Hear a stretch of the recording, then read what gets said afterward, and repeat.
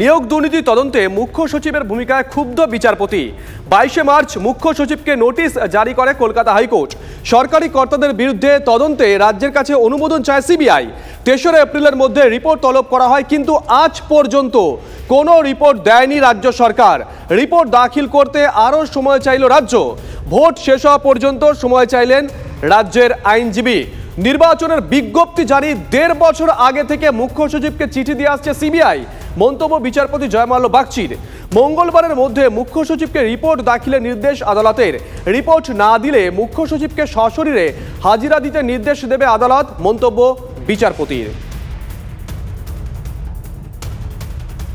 আর এরপরেই বেশ কয়েকটা পলিটিক্যাল রিয়াকশন আমরা পেয়েছি। কে কি বলেছেন পরপর শোনাই। নানা রকমের বদমাইশি করছে এখানকার যারা ব্যুরোক্রেসি আছে, তারা চেষ্টা করছে বিষয়টাকে ঝুলিয়ে রাখা, দেরি করা, নানাভাবে চালাকি করে চাতুর্যতার আশ্রয় নিয়ে তারা এখানকার মানুষকে যে ঠগিয়েছে সেটা যেন মানুষ ধরতে না পারে, যাতে দেরি হয়, যাতে নির্বাচনে তার প্রভাব না পড়ে, তার জন্য চেষ্টা চালিয়ে যাচ্ছে।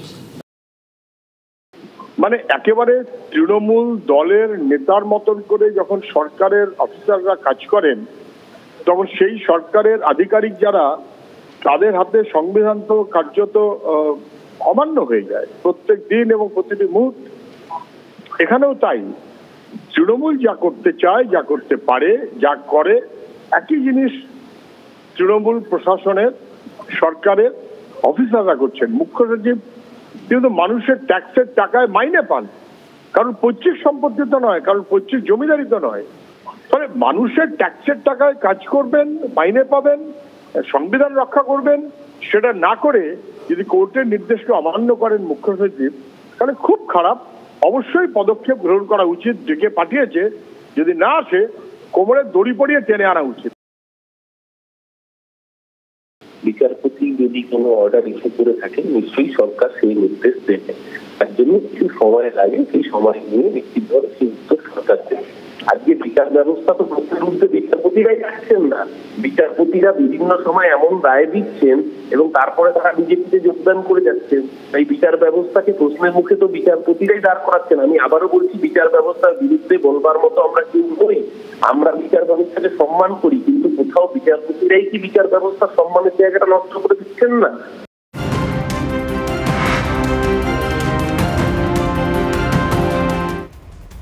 আর এই মুহূর্তে মালবাজারের দিকে নজর রাখতে হচ্ছে। মালবাজারের বাগড়াকোটে তৃণমূল কর্মীদের বিক্ষোভের মুখে বিজেপি প্রার্থী জয়ন্ত রায়। কালো পতাকা হাতে গো ব্যাক স্লোগান।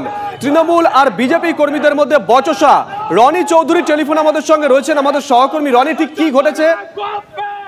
শুভজিৎ, দেখো, আজকে মালবাজারে এলাকায়, সেখানে বাগড়াকোটে, সেখানে প্রচারে যান জলপাইগুড়ি লোকসভা কেন্দ্রের বিজেপি প্রার্থী জয়ন্ত কুমার রায় দলীয় কর্মীদের সাথে, এবং যখন প্রচার করেছে বাগড়াকোট থেকে ফিরছিলেন, ঠিক সেই মুহূর্তে মাঝ রাস্তায় কালো পতাকা হাতে তৃণমূল কর্মীরা তার গাড়ির উপরে চড়াও হয়, হামলা চালায় বলে অভিযোগ। এবং সেই সময় বিজেপি কর্মীরা সেখান থেকে তৃণমূল কর্মীদের সরাতে গেলে দুপক্ষের মধ্যে ব্যাপক বচসা হয় এবং পরে খবর পেয়ে ঘটনাস্থলে পৌঁছায় মালবাজার থানার পুলিশ। দীর্ঘক্ষণ সেখানে উত্তেজনা তৈরি হয়, দুপক্ষের মধ্যে বচসা চলে। কোনো ক্রমে সেখান থেকে পুলিশ কর্মীরা জয়ন্ত রায়কে বের করে তারপর সেখান থেকে নিয়ে আসেন তাকে, এবং এই মুহূর্তে তিনি গাজলডোবার থেকে যাচ্ছেন।